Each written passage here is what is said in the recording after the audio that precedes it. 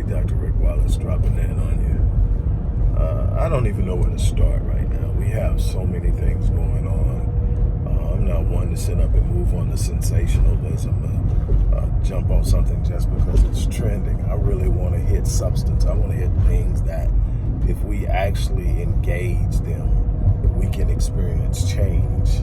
It's so much that's hot that we're talking about that doesn't carry a lot of weight with it. It's hot, all the different elements about the NFL and the Super Bowl. It's hot, but that's not what I want to talk about. I want to talk about the fact that we have been in a race war from day one, and we act and behave as if we are afraid of starting a race war when everyone else already knows that we are in one. Now, there are stages of war. There's Cold War, where things are being waged without physical conflict, but having economic and social impact. And we've been a part of that. Then there's a warm war where there is hostility from a physical element, but it's not an all-out conflict. We're definitely in that you can look at that and look at the rate at which unarmed black men are being killed by police officers. You can look at mass incarceration. You can look at the miseducation of our black youth, and you can specifically look at the manner in which black males are disproportionately referred to special education. I've talked about, I've written about in 2 books and in a number of papers I've written about special education as a weapon, the use of psychotropic drugs as a means to control and redirect and minimalize the impact of young black males, to alienate them in the school program, in the public school system. There's so much going on so many different levels. We're dealing with a bunch of internal issues like rape, incest, mental health issues that we are failing to address with any intensity and certainty and intention. We are a people in crisis, and most of us have been convinced that there is no crisis. Others are thinking that we can depend on politicians and social activists to straighten out our mess. And until we establish a sense of power through unity, through the establishment of a specific economic and social agenda that addresses the inadequacies of our people, we are always going to find ourselves on the bottom rung of the socioeconomic ladder. We are not going to be policy elevated. They're not going to create policies that are going to empower us. They're not going to pass laws that are going to empower us. They have for decades did the bait and switch. Give you a little something to make you think you're making progress, but create other policies to neutralize it and negate it. It is simply what has been the modus operandi of racism and the racist system in this country. It is what it is. Until we decide that we're going to educate and empower our children, until we decide that we are going to create racial socialization programs for young black males to teach them what it means to be men, to prepare them in the way of identity, purpose, and obligation and responsibility to be men, to provide safe environments for our women and our children, to sit up and have a specific code of conduct and code of ethics by which we operate and deal with one another, an agenda that dictates and demands how we move economically and how we operate socially. We're going to have a problem. We have a system that is literally aimed at us with nothing but nefarious intent to literally seek us out and destroy us at every possible point. We're losing in every way that matters, and we are sitting idle while it happens. We've got some unbelievable minds working on it. We have some unbelievably creative and brilliant minds that are exploring options and opportunities. There are people that are boots on the ground, truly being active as activists, and no one standing with them.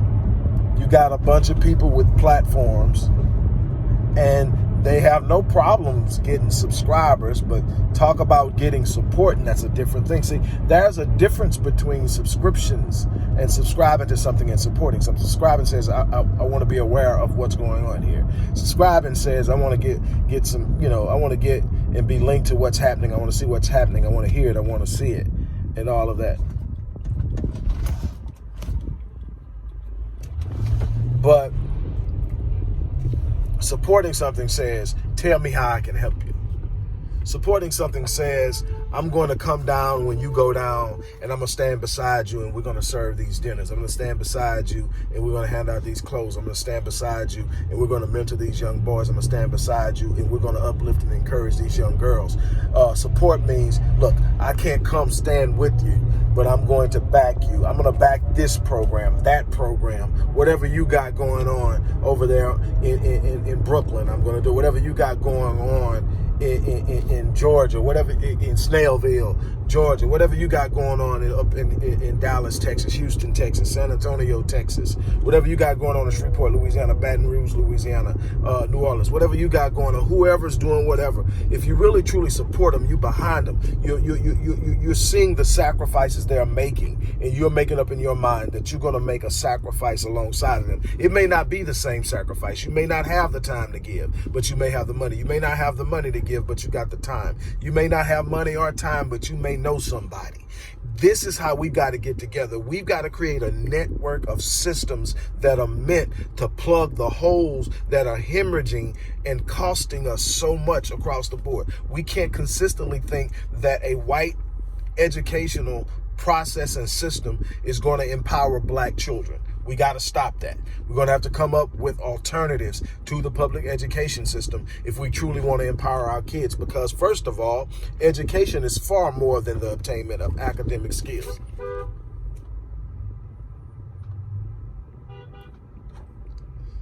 Gee whiz, man. Sorry about that, guys. And so we've got so much that we have where we're just not making things happen. And I'm looking around us, and I look at things like this, and we get flabbergasted because we see something happen on TV, or we see somebody post something we don't like, or we see something happen to one of our little children. Like, I was watching, and this is sort of what kind of inspired this post. The young boy DeAndre Arnold in Texas, who was suspended because of his dreads and refusing to cut them, and being told that he won't be able to march at graduation despite being an excellent student. And there was a post showing that, Ellen DeGeneres had given him a $25,000 scholarship for college, and he had been invited to the Oscars and others thing. And then a white person came on there and says, I hope no school accepts him, and I hope that he gets killed in a drive-by. And everybody's passing it around. I like making them clowns internet famous, because a lot of times they end up taking a hit for that stupidity. But at the same time, it doesn't shock me. It doesn't upset me. I don't become enraged, because getting mad at someone for being who they are is ridiculous. What you do is understand that there are people out there who don't like you, who inherently have a hatred towards you, and that don't have a problem with causing you harm. What do? Do you get upset and whine and complain and beg them to change their mind? Or do you prepare yourself to be able to defend yourself, to be able to put yourself in a position of power where you don't appear as an easy target, and they have to give themselves a real intensive thought put some real intensive thought into moving on you, attacking you, mishandling you. But their opinions mean absolutely nothing to me. It's what can they do to me economically? What can they do to me physically? Those are the things that I'm concerned about. Those are the things that I'm looking to protect my children from. And so we've got to do a better job. I don't know any other way to talk about this and explain it better than what I've been doing. But we are really, really falling behind. We need to be more supportive and more connected. We are so disconnected as a people, and we're expecting progress because the idea of being upset at what that guy posted about that young black male has gotten people so enraged. It's because you're expecting something different. You're expecting to be accepted into a system that wasn't created for you. Yes, there are always going to be some white people who don't like it, who don't roll with, who will literally stand up and fight. Jane Elliott has been fighting it for years. Tim Wise is an opportunist, but Jane Elliott has been fighting it for years. I heard recently, I was looking on my timeline earlier, and Joaquin Phoenix, in receiving an award, I forget what reward it was, spoke out very boldly about it, and even said it was partly his fault because he hadn't done enough. And while I can commend it, because I do know that there are actually some out there that's doing it, it's not their fight. It's not their responsibility. I can't depend on Joaquin Phoenix or Jane Elliott or any other white person to stand up and fight a battle that I'm built for. As a black man, it's my responsibility. Boots on the ground, mind focused on solutions.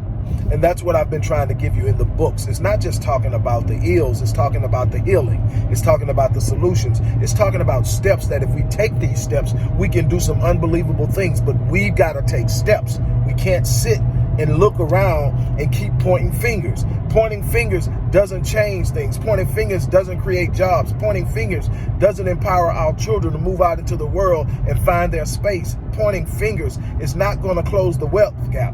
Pointing fingers will not end mass incarceration, where we make up the majority of the population when we're one of the smallest populations in the country. We have to understand that it's going to take us taking the actions that are necessary to create the change. We've got to stop being so distinct from one another. We can find the differences between us with no problems. And we miss this big, huge commonality that we have. That is at the key of our oppression. We can find all of that, all the distinctions. Well, we don't do this. I'm not Christian. I'm not Islamic. I don't practice that. I don't practice this. I'm not this. I'm a Hebrew Israelite. I'm this. I'm that. All the distinctions that separate us, and we don't see the commonality in the fact that we're not being judged for none of that. We are being judged, mishandled, mistreated, misled, miseducated because we're black. I'm challenging you. It's time to step up. It's time to step up. It's that simple. Find something to get behind. Find something to support. I mean, and there's so many things that need support. We got people who have platforms where they're sharing truth to power. They're giving us voices, and they're not being supported. They're out there doing it on their own as if they got nothing but time to do it, and they're good and they're set. Not supporting our black platforms, including this one. We're not supporting programs that are in the community. We're not supporting new educational systems, educational programs.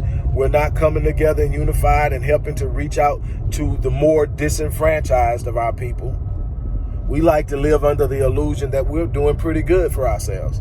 No, I said this a long time ago. As long as the vast majority of my people are struggling, I failed. And that's the that's the mindset I will continue on with until I get to a point that the average black man have experienced what I've been able to experience or greater. I have failed. And so that's the approach I'm taking. I'm not going to settle. I'm not going to be okay because I can navigate the system. No, I want the system set up so that we can win. And they're not going to give us that. We're going to have to take it. On that note, I'm out of here.